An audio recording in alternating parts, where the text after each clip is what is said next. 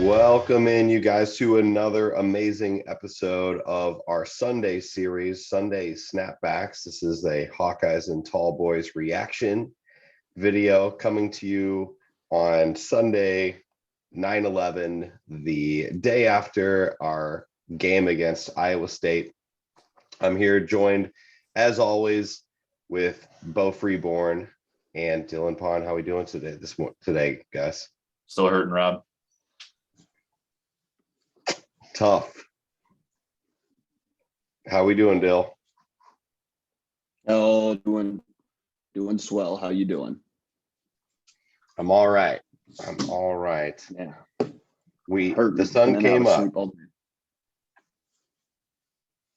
But obviously we are going to here to recap the yesterday's game where the Hawkeyes lost the Cy-Hawk series game, first time in this is their in 6 meetings. They were 6-0, and 10-7 against the Iowa State Cyclones.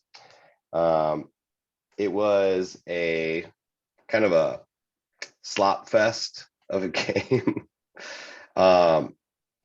Initial thoughts, you guys. Let me run through. Actually, before we get just like your thoughts, just right off the bat, let's talk about, I'll just run through some basic stats here. So like I said, it was 10-7, touchdown scored in the first quarter by Iowa Hawkeyes. The Cyclones had a 99-yard drive in the fourth quarter to put them up 10-7. Hawks had a chance at the end for a field goal that was missed by Aaron Blom. Spencer Petras, 12 for 26, 92 yards, no touchdowns and a pick. LaShawn Williams, leading rusher, 14 carries, 34 yards, average 2.4. He had a touchdown.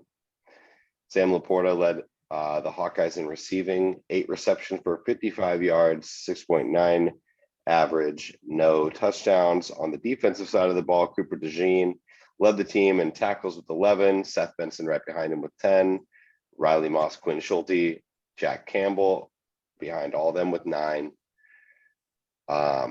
I personally was out of town, only caught the last quarter of the game. Beau, Dylan, you guys were both at the game. What are your thoughts here? Walk us through it.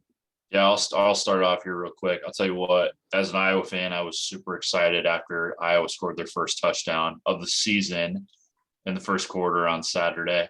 Right off the turnover, I thought, all right, 2 plays, they're in the end zone, they're running the ball hard. This is going to be a long day for Iowa State, and it just turned out to be the exact opposite of that. We couldn't get anything going offensively, which nothing new.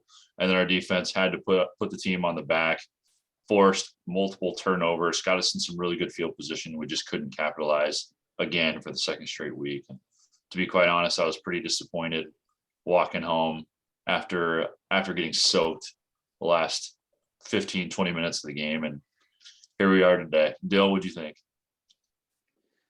You know, Rob hit it on the head. The sun came up, but yesterday, just an absolute pathetic offensive performance. I think Matt Campbell watched his game film of that South Dakota State game, right? It's like, okay, this quarterback's number 7, Spencer Petras, isn't going to be able to beat us over the top. So, we're going to stick 8, 9 guys in the box and, see if he can throw. And Spencer Petras proved that he cannot throw a football.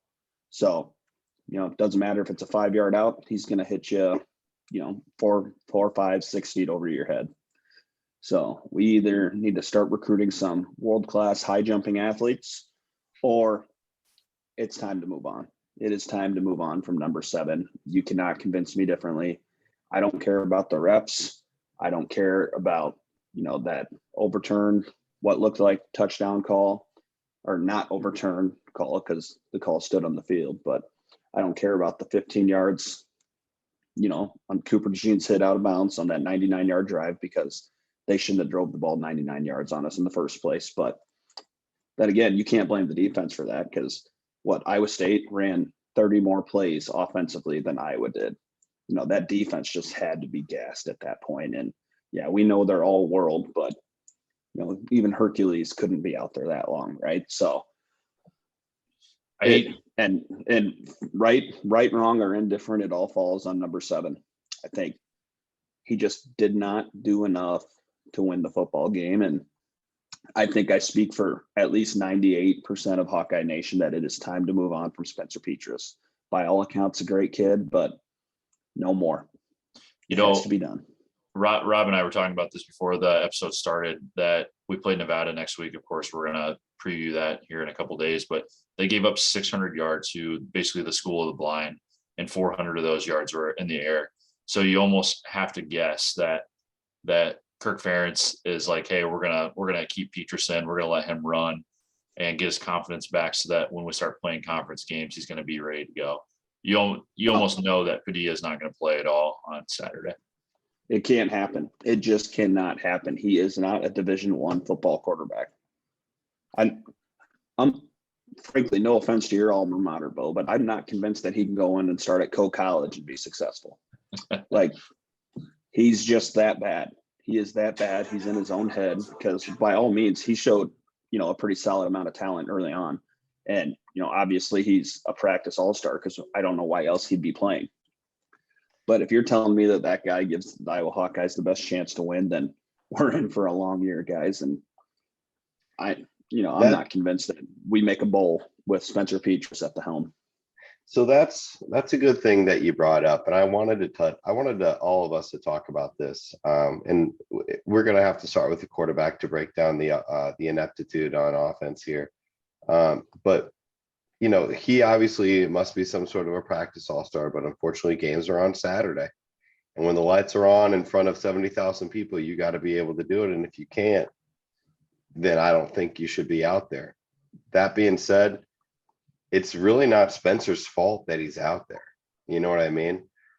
Like, it's his dream to play. I know he's going to want to be the starter, but like, if the throws that he's making, he's not able to make the throws that we need him to make, he can't keep the offense on the field for more than 3 downs. You know what I mean? They're not giving that defense a break. I mean, I don't know what the next option is. And do you think that, we asked this last week in our Sunday Snapbacks episode last week, we asked what would need to happen for them to replace Spencer, Well, part of me was actually almost, after the game, my initial reaction that after we lost was like, okay, fine, good. Maybe now this will force us to take a harder look at the things that we didn't accomplish on offense and make some changes. I agree completely. That's not even a hot take. That's legit. No, that is absolutely a legit take, Rob, because look at last year. The Hawkeyes went 10-2 in the regular season, and that hid all offensive woes, right? It's like, well, Kirk just come out, so, well, we're winning, so what are you complaining about? And it's like, okay, so now we're not winning. We just lost. Granted, it's an in-state rivalry, so it hurts a little bit more, right? But like, we just lost, and that is solely on the hands of the quarterback. Like, and I heard Kirk come up with all these excuses. We got some wide receivers out, blah blah blah. I get it, but no, if the opposing coach knows you can't throw over the top, then why bother? They're just going to sit there and run the ball all day long. Like why bother setting foot on the field? Put a guy out there that can make plays with his feet, like Alex Padilla. For Christ's sakes, throw Joey Labus out there. I don't give a shit if he knows 2 plays in that playbook. Like, give somebody else a look, because he is not the answer. Rob, Spencer Petras is not the answer. I am completely, and I was his biggest supporter last year. You guys all remember that. Nope, I'm off the train. I want to see 8. I want to see number 5. Somebody else has got to play. Rob, to that point too, I'd even settle for Carson May. I think I would almost rather have this loss. I hate to say be to Iowa State, but this earlier in the season too, right? So if we're going to make any sort of offensive adjustments, we needed a loss like this to be able to change the dynamic. And even though it was Iowa State, it could give us a little bit of life and change and see what things we need to work on and change before moving to the Big Ten schedule, right? So I think I'd much rather take this loss than I would sometime in the Big Ten schedule before making any sort of change. Yep. So there's that. So there's obviously the question now surrounding the the Hawkeyes are we going to go one more week with Spencer Petras, or are they going to make a change at quarterback? The other question is, I feel like this is also on the coaches, and I mean, they may, if they're looking at their options for quarterback and deciding that Spencer is the guy. I mean, we've seen for ourselves Padilla and how he can play. Sometimes he I guess Spencer's better, more accurate at the deep ball. Spencer can, or Alex can extend plays with his legs. He can run for first downs. He can, I think just the idea that he can extend a play that Spencer wouldn't be able to extend is reason enough argument for him to be able to play. Because if Spencer can't make the throws and he can't get away from the rush or anything like that, extend the drive at all, then he is, I guess, I don't know why he's in there, And then you got Joey Levis, who has yet to take a snap in Division I college football. So, I mean, those are our options. I guess Carson May, but I just wonder, like, is Padilla really that bad? He's absolutely that bad. He makes Jake Christensen of the 2008 Iowa Hawkeye football team appear to be a Heisman frontrunner. He is that bad. Spencer Petras cannot hit a fucking 5-yard out. He has no business being on a Big Ten field. I don't care if they're playing the California School of the Blind. He would still mess up because he is just that anxiety prone, Like, there's absolutely no reason that he should be on the field anymore. Like, everybody has seen enough, and you're telling me the coaches haven't seen enough? Come on, man. I don't want to hear that. I like that take though, Rob, too, that, Padilla, I don't think Padilla is truly that bad. And I think they just need to look at themselves in the mirror and say, hey, what can we do to change? Honestly, I think coaching wise, what they did this week was they extended the rollout option for Petras to get out of the pocket, because we know how atrocious the offensive line play has been thus far. And if Petras can't, complete any balls there, be able to move outside that pocket, like Dylan said, there's no way we're going to be able to be successful. Something to where, of course, Padilla can extend the plays and use his feet on top of hitting a moving target too. So, if that's going to be the counteractive case, coaching's got to be able to step in and do this. But on that note too, go ahead, Dylan. No. Well, unless you were going to change the topic, because, you bring up the offensive line, and I think it's fair to say that I'm probably our offensive line's biggest critic. They really were not that bad yesterday. Like, yeah, they were a little porous. I wouldn't say they were as porous as Swiss cheese as they have been in the past, but, they weren't great, but they weren't bad. They really weren't. So that's why I'm so hard on Spencer Petras today, because I gave him every excuse in the book last week, and he still comes out and he's just flat out horrible. Like, there was plenty of times he had all day back there, and by all day, I mean, 3-4 seconds, which is what you can reasonably expect from an offensive line at this level of football. So he had the time. He had the time to sit there and make throws, and he was still sailing throws 5 feet over people's heads. It's literally 2008 reincarnated, where, everybody's calling for Jake Christensen's head, but, he's a team guy. Oh, he's phenomenal in practice. Like, we heard Kirk use all these same excuses 14 years ago. And I'm literally replaying all this in my mind, because it's deja vu. And it's like, yeah, no, we seen a little bit of Ricky Stanzi, in the previous year, and he's just not ready to take that step. And then the next year he leads us to, an Orange Bowl win in 2009, right? You can even look as far back as 2014 and 15, where, the Jake Rudock, CJ Beathard quarterback controversy. It's like, every time they make the switch, good things happen. Last year, if Spencer Petras starts that game at Minnesota, granted he had an injury, but if he starts that game, I don't think Iowa wins. He is not your best option to win a football game at this level, because defenses don't have to plan for any sort of passing attack when he's in there. They know if he's going to hit a pass, it's going to be not over the middle. It's going to be on the sideline for like a 6-7 yard gain. With that being said too, I feel like I don't remember any long passes, or at least attempts yesterday. There wasn't a deep threat at all. What was the reason for that? was Iowa State's defense playing that well? Like, did they drop that many guys to where we didn't even have a chance to throw a go? No, I mean, they had the routes ran. Like I saw Arlen Bruce run a few routes over the top, but Peters couldn't hit a brick wall, you know? Like, So let's my so let's God, just bad. God, and I know I'm bashing the kid and I feel bad about it, but football wise, he's just not there. He's well, not the guy, you know? you and 98% of the entire Hawkeye Nation is upset with him. And it's really nothing against him as a person. He might be a great leader, but we need somebody who's going to be able to prove it on the field. And we haven't seen that from Spencer. So let's look at this loss, because this loss kind of highlighted a huge problem that has been an issue for a long time, in my opinion. But Bill, you said it obviously earlier, just like, hey, a win's a win, we're moving on. And so this sort of highlighted, hey, this offense is statistically, after 2 games, the worst offense, or the second worst, I think, in all of FBS, statistically, in yards per game and points and things like that, which is the lowest. This is on the product on the field that I'm looking at with my eyes is the worst offense that I've ever seen Iowa trot on to the field in the time that I've been covering the Hawks.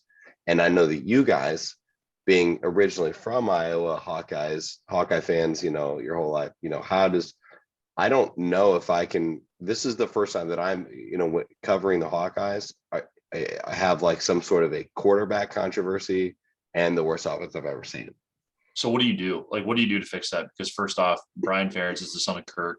There's no way that Kirk is ever going to fire that man, right? I think if anything, if Brian has to go, Kirk's going to go ahead and step down with his son too. You think? That, or there is an option of Brian being able to step down and not be the offensive coordinator or call plays. But what's going to happen? There's so many different possibilities. So that leads me into what I was going to pose this question to you guys.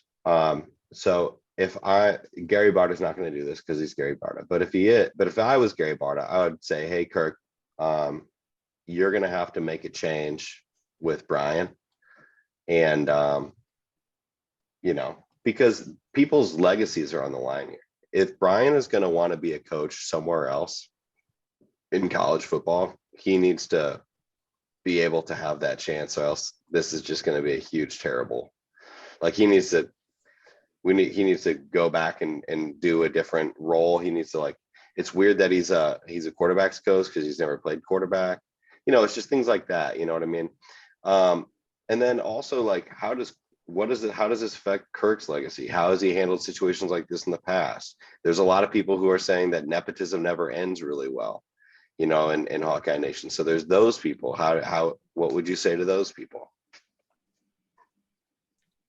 Take it on, Bill. Let's hear it. Let's hear it.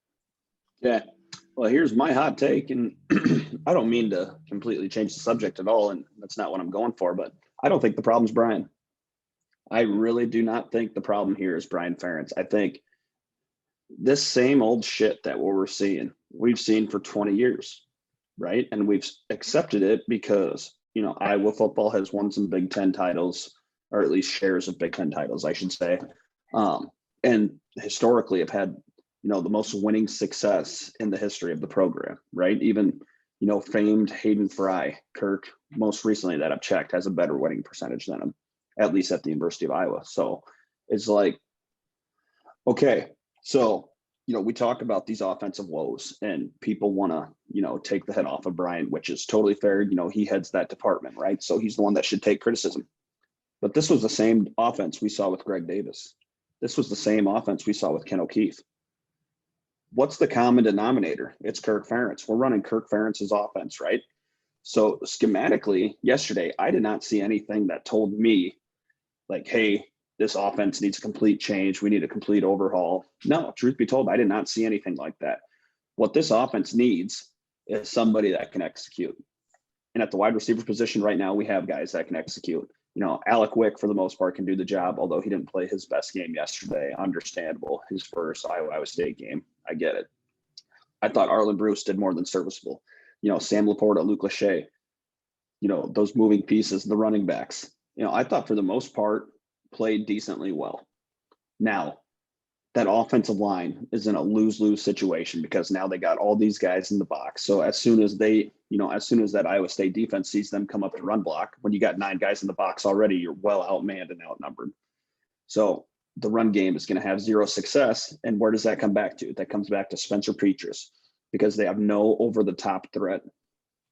Spencer Petras is not going to beat you with his arms. Teams know that now. It's like, okay, so we have to make an adjustment. Either Spencer has to get better or we have to make a change at quarterback. That's what it comes down to, truthfully. And that might be a hot take for some of Hawkeye Nation, calling for Brian said today, the nepotism. I get it. I do get it. But I don't think it's Brian's fault. I think this is a Kirk, it's a loyalty thing. And, would love to play for the guy because once you're in there, he's so loyal to you. I get it. But he's loyal to a fault, right? He proved it with Jake Rudock. He proved it with Jake Christensen. He's proved it multiple times throughout his career. And like I said, that I don't think enough people truly understand. Everybody always calls for the offensive coordinator's head at Iowa, yet nothing changes. I don't care if you had Whipple, that was considered one of the best offensive coordinators coming out of college football last year out of Pitt, that ended up at Nebraska. You can have the best offensive coordinator in the world. But if you don't have the guys, if you don't have, it's not all about the X's and the O's. It's about the Jimmies and the Joes, right, Beau? So, you got a Jimmy right now that can't throw a football. Yeah. Let's fire Brian Ferentz and have somebody else come in and call Kirk's plays. Like, fuck that. What's that going to do? Yeah. So let's talk about, so we're focusing a lot on the quarterback. So if we were to change, I'd like to see Padilla. Personally, I'm an advocate for Padilla. I'm on the train that we need to change quarterbacks. That's where I would advocate for. And then also, I also can see the upside on just depending on where Joey Levis is at, but like just planning for the future and letting him take snaps. Like there's got to be packages and things that he does know that certain types of plays that he can run. I think it'd be worth it to just start moving in that direction. Also, guys, speaking of younger players, so we mentioned that there were multiple, visits of recruitment guys that we're trying to get. We pulled up this terrible performance the past 2 weeks. Do you think we're at risk of losing guys like Marco and, other big notable names like that? Oh, and I will hop on this one again. Sorry, Beau, but absolutely not. You see, Iowa got a quarterback commitment yesterday. 2024 kid out of Florida. James Reeser committed to be a quarterback for the University of Iowa. And if you're a quarterback, why the hell would you leave? If you're committed to Iowa, it's like, oh, yeah, even if I suck, Kirk's still going to throw me out there. So perfect. Why would I go anywhere? Shit. I mean, that or you're probably going to get. They might lose some wide receivers. Yeah. Yeah, exactly. Yeah, that's probably what he was thinking too. He watched Spencer Petras be, the worst quarterback in the United States yesterday, and he's like, "Wow, I might have a shot to play early. No one's better than this guy. Let's go." I could see the upside. No, absolutely. But I do think you bring up a valid point though, like when it comes to the skill position players, because look at our wide receiver depth right now. It's really not that great. Where after Amir Smith-Marset and Brandon Smith both graduated, there's a pretty big drop off at the wide receiver position, right? And right now we're really feeling the sting of it, because I think the top half of our depth chart was pretty solid wide receivers, and we got 2-3 of those guys out right now. So wide receivers a big need, and if you ask me, that's a tough sell. Come to this offense and come play for a quarterback that can't throw over 100 yards a game. So you're going to see the ball 2-3 times, but hey, hopefully you can jump 6 feet in the air. Yeah, that's going to be tough. Guys like who are really feeling it right now, Arlen Bruce, I feel for him. I wonder, is he going to transfer away from the University of Iowa? You honestly wonder the same thing with Keegan Johnson too, depending on when he comes back. And I mean, Nico Regani's gone, and then obviously we have Deontay Vines coming back whenever he gets, healthy. Right. So I don't think you see those guys transfer. I know, right. Once they get healthy, but I don't think you see any of those guys transferring, because they came here for one reason only, right? Kelton Copeland, they're trying to establish a pass game here at the University of Iowa. So I get what they're trying to do. And all those young kids, they see the future. They know, I think they know that Spencer isn't going to be there forever. Right. So, like I heard, Keegan Johnson and Arlen Bruce from playing second team early on last year all have a good relationship with Alex Padilla. So it's like the chemistry's there, make the move, put him in. He's ready to rock, and let Spencer do what he does best and be, like another quarterback, player, coach on the sideline. Okay. All right, guys. Last question I have for you. So obviously part of the reason why we struggle is that we can't establish the run game. That was pretty evident yesterday. Do you think that's a play calling issue? Do you think that's the men up front? I think it's an execution thing, 100%. Now, Dill brought up a good point where Iowa State's bringing 9 guys to the box. Getting outmanned is one thing, right? But I also think that there's a ton of room for improvement. There's a lot of young guys on that O-line, but again, it just doesn't seem like they have a cohesive unit quite yet, and it's something that's going to take a lot more playing time to get used to. For our running game to get better. I think we have really good running backs. To be honest, I think we have 4 solid running backs, but they just don't have the lanes to be able to go make moves and run the ball hard. So I think it's 100% an execution thing over coaching, calling the right or wrong play, so to speak. Yeah. Oh, yep. I'm 100% with Beau there. I think it's more of an execution thing than anything, Rob. Up front, you got some youth there, and with the seniors, aka Swiss cheese, Nick DeYoung. I was thinking David Koff. So no, Swiss cheese, Nick DeYoung playing left guard. Just again, another guy that's not a Division I football player, if you ask me, and just has no business starting on the offensive line. But he's another guy. He stuck it out, and has done decently well at times. So Kirk's going to stick with him through hell or high water. And fuck everybody in the stands. I'm going to play my seniors, and if we go down, I'm going down with the ship. Captain Kirk, ladies and gentlemen. Boo. Well, the world is on fire, basically, after this last game. The house is burning down, it seems like, around Kirk Ferentz, and they're gonna I still think that they continue to get these softball questions in post-game conferences where they're just like, and I'm just waiting for them, grill them, ask them hard questions. Kirk's standard answer is like, yeah, we got a lot of room to get better, and we're going to do that next week. And I was going to say, Rob, did you see the post-game presser with Kirk yesterday? They got him. They absolutely grilled him. They really did. But, to Kirk's defense, and, we joked around about it, when we had not Brady Reeve, who was it? Parker Hesse and Sam Brinks on the podcast a few years back, right? Where, they go to the Kirk Ferentz school to dealing with the media, right? And I mean, Kirk Ferentz, he's the dean of that college. I mean, that guy, he can fiddle his way out of any question. Like, he might as well be Marshawn Lynch up there saying, I'm just here so I don't get fined. Yeah, we got to be better. Yeah, we got to be better because we want to win, Oh, you don't think we want to win? Snort. Like, my God. Like, quit being stubborn, old man. Spencer Petras is not going to take you anywhere. Do better. All right, you guys. Well, credit to everyone. Credit to the Iowa State Cyclones. We can't win every single Cyhawk game. You know what I mean? I thought that Beau obviously predicted it. I didn't. I thought we might win, but the under definitely hit.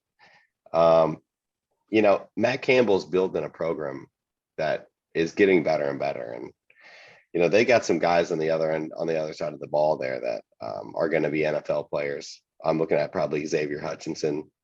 So some of those guys, I mean, they're doing what they need to do. And it's interesting because you kind of, as a Hawkeye fan, I almost envy them. They got a young coach. He's building this program. They're starting to gain some momentum now.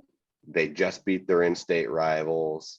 Like, they're on a completely different trajectory than we are right now. And it's tough, especially after all the games that we've been able to to silence to win the bragging rights, in these Cyhawk games. So, great game by them. They knew how to, if they can get a win in this tough environment and the way that they did with this elite defense and that special teams, I mean, I think that they're going to probably be a team to be reckoned with in the Big 12.